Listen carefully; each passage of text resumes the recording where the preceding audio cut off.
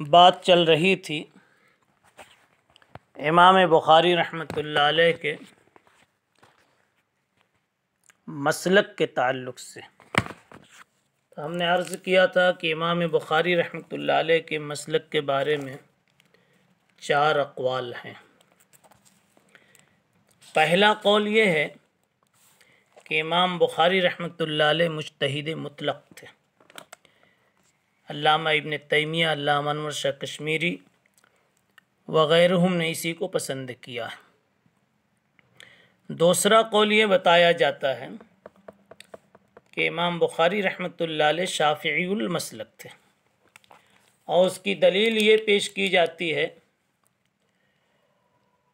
کہ کئی مشہور مسائل میں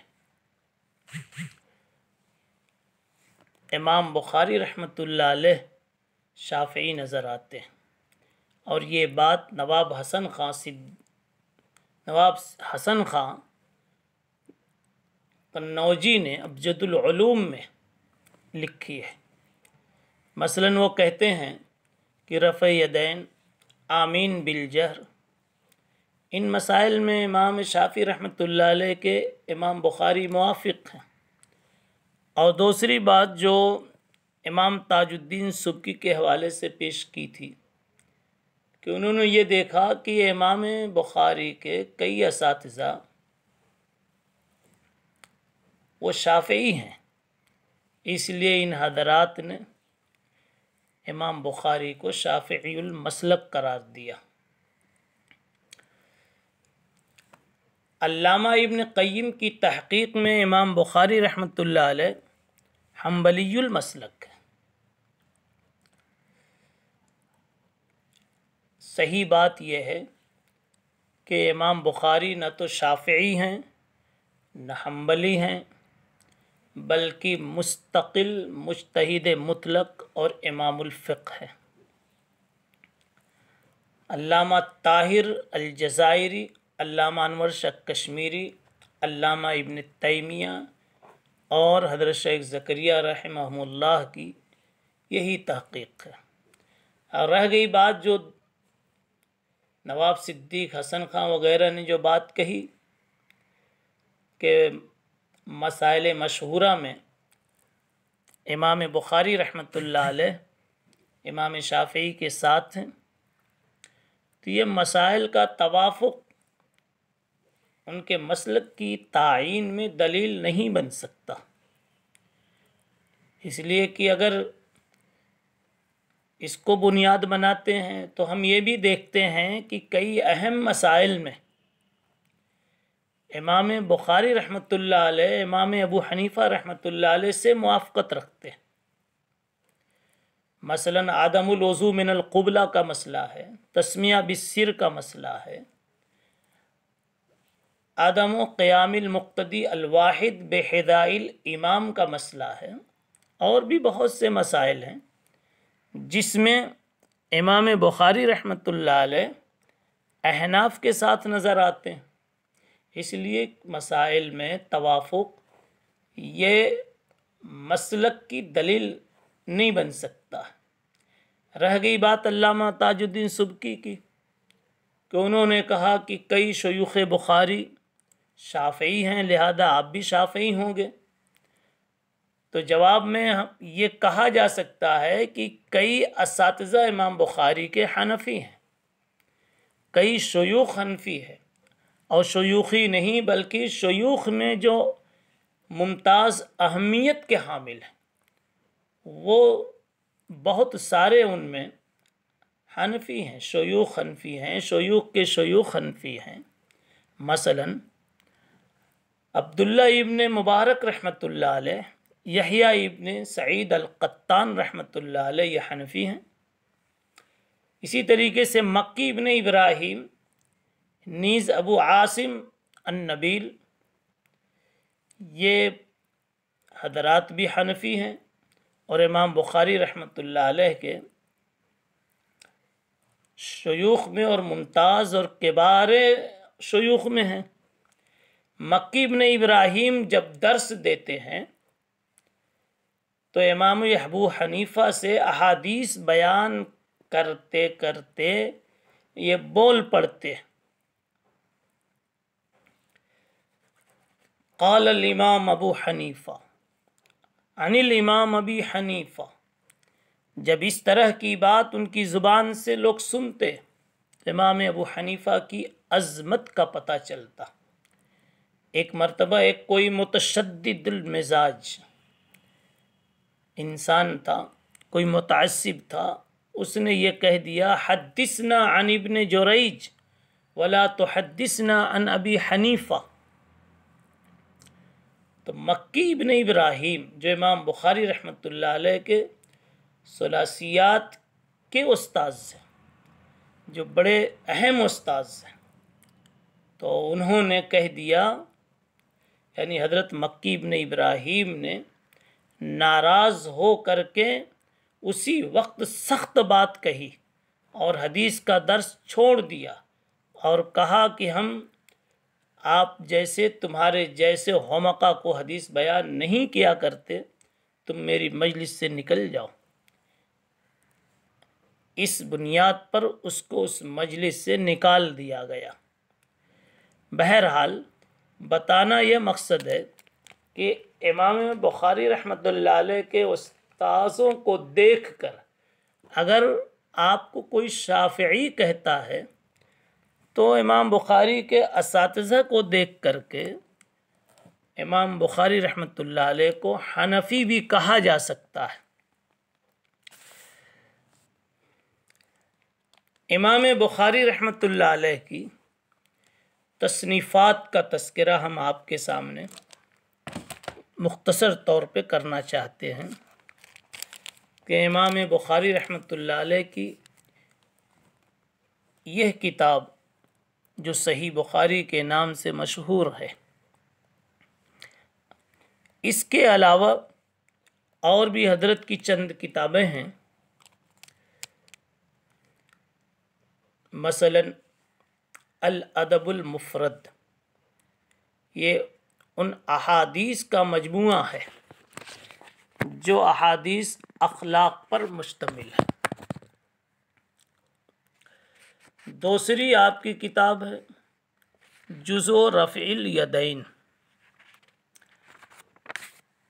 آپ نے کہیں علم حدیث کا مقدمہ علم الحدیث کے نام سے پڑھا ہوگا تو اس میں جزء کی تعریف سنی ہوگی کہ جب کسی ایک جزئی مسئلے کی حدیثوں کو ایک جگہ جمع کیا جاتا ہے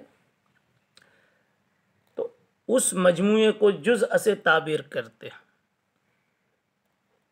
جیسے امام بخاری رحمۃ اللہ علیہ نے رفع الیدین کی حدیثوں کو ایک جگہ جمع کر دیا تو اس کا نام رکھ دیا جزء رفع الیدین۔ حضرت کی تیسری کتاب ہے جزء القراءۃ خلف الامام، امام کے پیچھے قراءت کے مسئلے کے تعلق سے جو احادیث حضرت کے پاس موجود تھی ان کو ایک جگہ جمع کیا، یہ ہے جزء القراءۃ خلف الامام۔ چوتھی کتاب التاریخ الکبیر، پانچویں کتاب الجامع الکبیر، چھٹی کتاب ہے کتاب الضعفاء الصغیر، ساتویں کتاب ہے کتاب العلل، آٹھویں کتاب التفسیر الکبیر،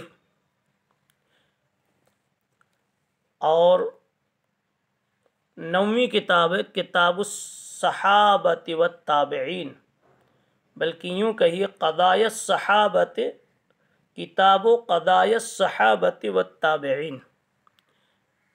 10ویں کتاب ہے المسند الکبیر، اور 11ویں کتاب ہے کتاب الاشربہ، 12ویں کتاب کتاب الہبہ، 13ویں کتاب ہے کتاب الکنہ، اور 14ویں کتاب کتاب المناقب، 15ویں کتاب بر الوالدین، 16ویں کتاب ہے خلق و افعال العباد، اور 17ویں کتاب یہ کتاب ہے جسے آپ لے کر کے بیٹھے ہوئے ہیں، یعنی الجامع الصحیح البخاری۔ حضرت امام بخاری رحمۃ اللہ علیہ، جیسا کہ اب تک کی تمام تر گفتگو سے معلوم ہوا، ایک بہت بڑے انسان تھے، علم کے پہاڑ تھے، سمندر تھے۔ اللہ نے بڑی مقبولیت اور بڑی قابلیت دونوں ہی چیزیں عطا فرمائی تھی۔ اور ایک بات یاد رکھیں کہ جب انسان قابل اور مقبول دونوں ہی اعتبار سے ممتاز ہو جاتا ہے تو اسی اعتبار سے اس کے حاسدین بھی پیدا ہو جاتے ہیں۔ اس لیے اب ہم آپ کے سامنے امام بخاری رحمۃ اللہ علیہ کے ساتھ جو بعض قضیہ نامرضیہ پیش آئے اس کا ذکر کریں گے۔ امام بخاری علیہ الرحمۃ کی جب آپ تاریخ پڑھیں گے تو ایک عنوان ملے گا آپ کو، جلا وطنی۔ ایک کوئی عنوان لگاتا ہے ابتلا، کوئی عنوان لگاتا ہے آزمائش۔ یہ جلا وطنی کیوں پیش آئی؟ بلکہ آپ سمجھیے پہلے کہ امام بخاری رحمۃ اللہ علیہ کو 3 مرتبہ جلا وطنی کی نوبت آ گئی، اپنے وطن سے انہیں نکلنا پڑا، نکالا گیا۔ پہلا واقعہ تو یوں بیان کیا جاتا ہے کہ جب بغداد وغیرہ سے سفر کر کے امام بخاری رحمۃ اللہ علیہ اپنے وطن تشریف لے آئے تو آپ کے علم کی شہرت چونکہ ہو چکی تھی، اس لیے اب آپ سے کثرت سے مسائل پوچھے جاتے تھے، مگر حسن اتفاق کہ جیسے ہی آپ بخارا واپس آئے تو اس وقت کے ایک مشہور عالم ابو حفص کبیر رحمۃ اللہ علیہ، جو امام محمد رحمۃ اللہ علیہ کے شاگرد ہوتے تھے، حنفی المسلک تھے، ابو حفص کبیر رحمۃ اللہ علیہ نے ایک نصیحت کی، کہا حضرت آپ حدیث تو بیان کریں لیکن فقہی مسئلہ نہ بیان کریں۔ کچھ مصلحتیں تھیں حضرت کے سامنے جس کی بنیاد پر انہوں نے منع کر دیا تھا، لیکن وہ نہ مانے۔ اتفاق سے ایک شخص نے ایک عجیب مسئلہ پوچھ دیا۔ ایک شخص پوچھتا ہے کہ ایک بچہ اور ایک بچی، یہ دونوں کسی ایک بکری یا ایک گائے کا دودھ پی لیویں تو حرمت رضاعت ثابت ہوگی یا نہیں؟ امام بخاری رحمۃ اللہ علیہ نے حرمت کا فتویٰ دے دیا کہ حرمت رضاعت ثابت ہے، یعنی ان دونوں کا آگے چل کر نکاح نہیں ہو سکتا۔ اب یہ مسئلہ سننا تھا کہ ہنگامہ کھڑا ہو گیا، اور اسی کو بنیاد بنا کر کے لوگوں نے امام بخاری کو وطن چھوڑنے پر مجبور کیا۔ یہ واقعہ جو ابھی آپ کے سامنے پیش کیا گیا ہے، یقیناً عزیز بچوں آپ کو بھی بہت عجیب لگ رہا ہوگا کہ کیا امام بخاری رحمۃ اللہ علیہ اتنی موٹی سی بات نہیں جانتے تھے کہ جانور کا دودھ پینے سے، بکری اور گائے کا دودھ پینے سے بھی کہیں حرمت ثابت ہوتی ہے، رضاعت ثابت ہوتی ہے؟ ایسے موٹے مسئلے میں حضرت سے کیسے غلطی ہو گئی؟ جس طرح آپ کو حیرت ہو رہی ہے ایسے ہی بعد کے بہت سارے محدثین مفسرین کو بھی حیرت ہوئی، لیکن یہ واقعہ بڑی بڑی کتابوں میں لکھا ہوا ہے۔ میں اطمینان کے لیے آپ کے سامنے حوالہ ضرور پیش کروں گا، ورنہ انسان اول وہلہ میں اس کی تکذیب کرے گا کہ امام بخاری کے ساتھ ایسا قصہ پیش آ ہی نہیں سکتا۔ یہ واقعہ امام سرخسی رحمۃ اللہ علیہ نے اپنی مبسوط میں لکھا۔ اسی طریقے سے صاحب جواہر مزیہ نے جواہر مزیہ میں شمس الائمہ سے نقل کیا، اور اس کے علاوہ ہدایہ کی شرح عنایہ، اسی طریقے سے کفایہ، فتح القدیر، ہدایہ کی ان شرحوں میں بھی یہ واقعہ موجود ہے۔ اس کے علاوہ اور بھی دوسری کتابوں میں بھی یہ واقعہ پایا جاتا ہے۔ حضرت مولانا عبدالحی لکھنوی رحمۃ اللہ علیہ نے فوائد بہیہ میں بھی اس کو نقل کیا، لیکن لکھنے کے بعد یہ آگے لکھتے ہیں کہ لاکنی استبعد وقوعها بالنسبة الى جلالة قدر البخاری ودقة فهمه وسعة نظره وغور فکره مما لا يخفى على من انتفع بصحيحه ولا تقدير صحتها فالبشر يخطئ۔ کہتے ہیں کہ امام بخاری رحمۃ اللہ علیہ کو اللہ تعالیٰ نے جس قدر دقیق علم عطا فرمایا تھا اور دقیق فہم نصیب فرمائی تھی اور گہرائی اور گیرائی علم الشرائع میں نصیب فرمائی تھی، مجھے تو یہ واقعہ مستبعد لگ رہا ہے، بعید لگ رہا ہے کہ ایسا واقعہ ہوا ہوگا۔ ایسا واقعہ حضرت کی شان سے جڑتا ہوا نظر نہیں آ رہا ہے، اور اگر بالفرض ہوا ہے تو پھر یہ کہا جائے گا کہ فالبشر یخطئ، کوئی انسان خطا سے خالی نہیں ہے، ممکن ہے حضرت سے اس میں یہ چوک ہو گئی ہو۔ تو جلاوطنی کا پہلا سبب یہ بتایا جاتا ہے کہ یہ مسئلہ چونکہ حضرت نے غلط بیان کر دیا یا مسئلے میں حضرت سے غلطی ہو گئی تو حضرت کو وطن کو خیر بات کہنا پڑا۔